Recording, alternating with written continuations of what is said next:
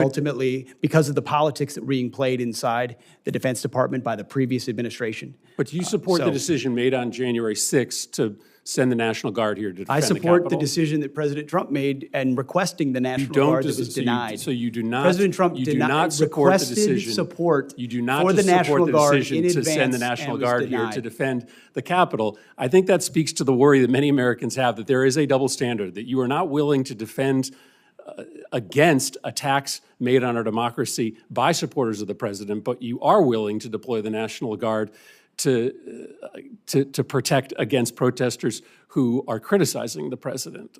That's not how our taxpayer dollars are supposed to work. They're supposed to be used to defend the United States, no matter the nature of the political affiliation of the protesters. Thank you, Mr. Chairman. Senator Baldwin. Thank you, Mr. Chairman. I want to follow up on a couple of lines of questioning. Just specifically, Mr. Secretary, what is the authority that the administration is using to deploy active duty Marines to California neighborhoods? What authority?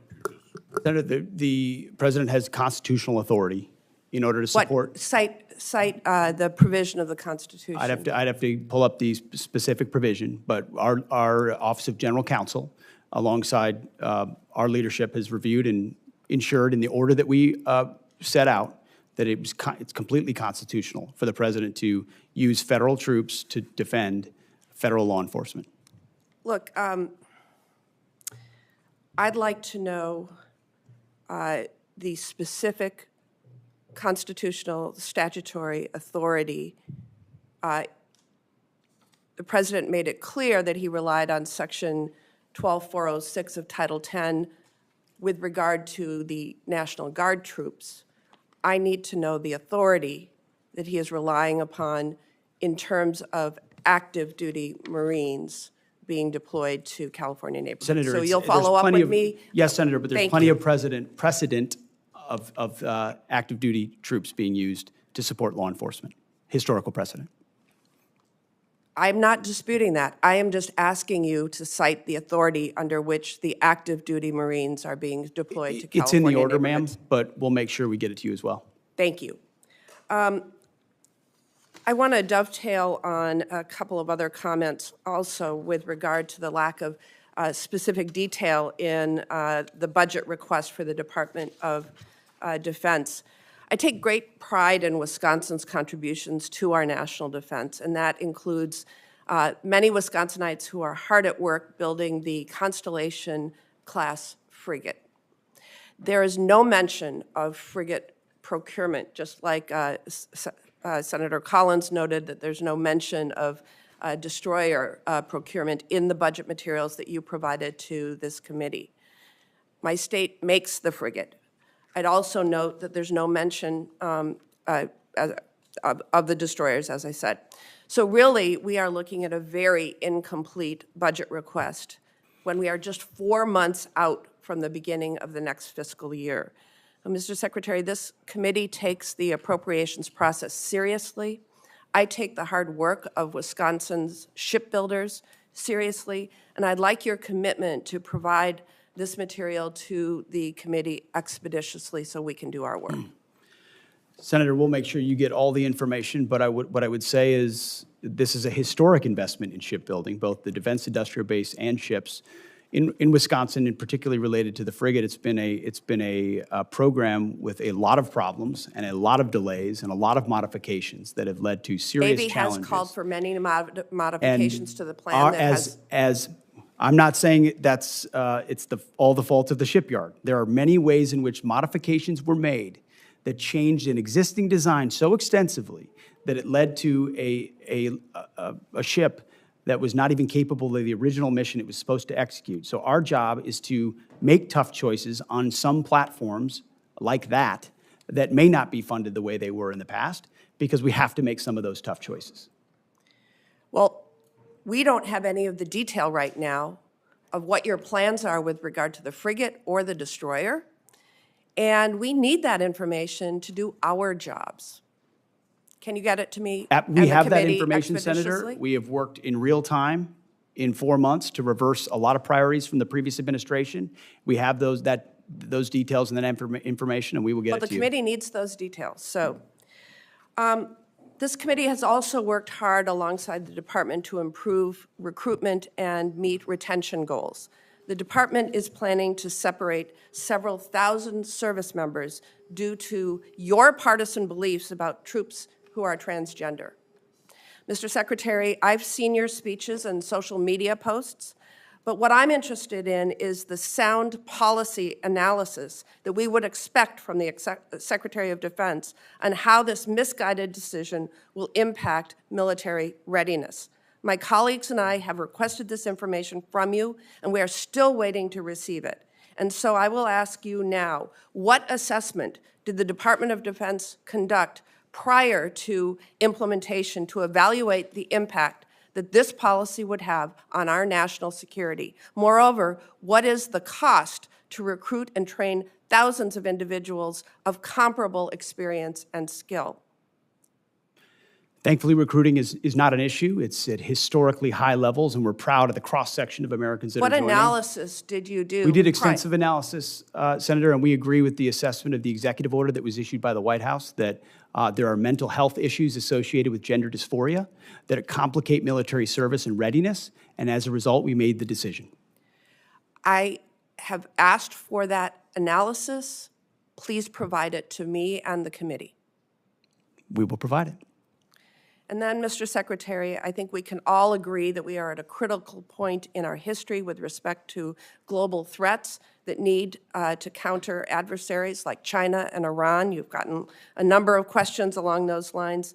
And I'm disappointed that you are instead focusing on a class of ships named for civil rights leaders. You chose Pride Month to direct the Navy to rename a ship named for Navy veteran Harvey Milk. This committee will continue to pursue serious work in the interests of American national security, and I ask you to choose to join us in that endeavor. Senator, we're not interested in naming ships after activists. That's the stance we're taking. All right, where we are, due to the interests of all of the members of the subcommittee, is right near the end, Mr. Secretary. We're going to call on Senator Murkowski, and at that point, the hearing will conclude, and if anybody has additional questions for the record, they can submit it for response. Senator Murkowski. Thank you, Mr. Chairman.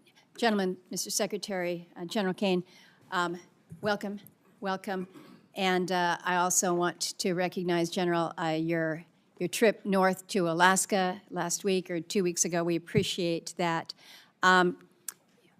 We all know, everyone in this room knows the strategic role that Alaska plays when it comes to being on the front lines, whether it is the threat from China, Russia, Iran, North Korea. We're sitting up there. We host the backbone of our nation's missile defense there at Fort Greely, advanced fifth-generation fighters at Eielson and at JBER, critical long-range radar and surveillance systems throughout the state. We've got key airborne forces at JBER, Fort Wainwright. I mean, it's good. It's solid. We appreciate it, and we think that we're in a pretty critical place, and we think that you recognize and acknowledge that we're in a pretty critical place. And yet the FY25 Defense Budget Overview document that was released under the last administration stated that the goal of the budget request in terms of the Arctic was to, quote, develop a monitor and respond approach. I thought that that was a pretty passive approach in a highly critical region. We don't need to go into how many icebreakers we have versus Russia. The good news is that with this reconciliation bill that we're talking about, we move to make a difference in an aggressive way that is really, really important. But I will share with you that I'm a little bit frustrated where we've got stated support for the role in the Arctic region, and I'm assuming that means the U.S. Arctic region.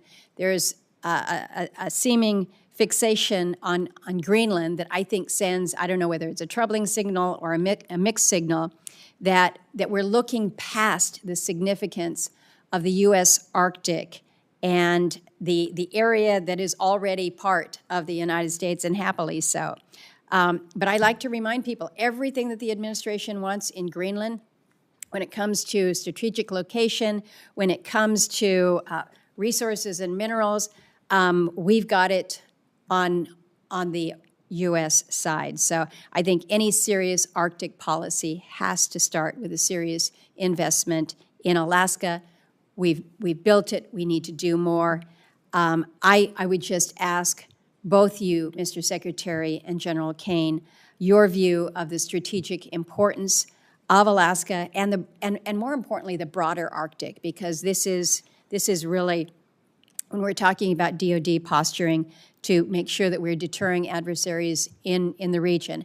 I just came from a relatively uncomfortable exchange with the Army Corps of Engineers. We don't have a deep water Arctic port in the United States. Everybody says it's important, and the signal of importance that we got was a $3 million placeholder in the budget. To me, that doesn't signify significance. I'm going to stop talking to listen to both of you.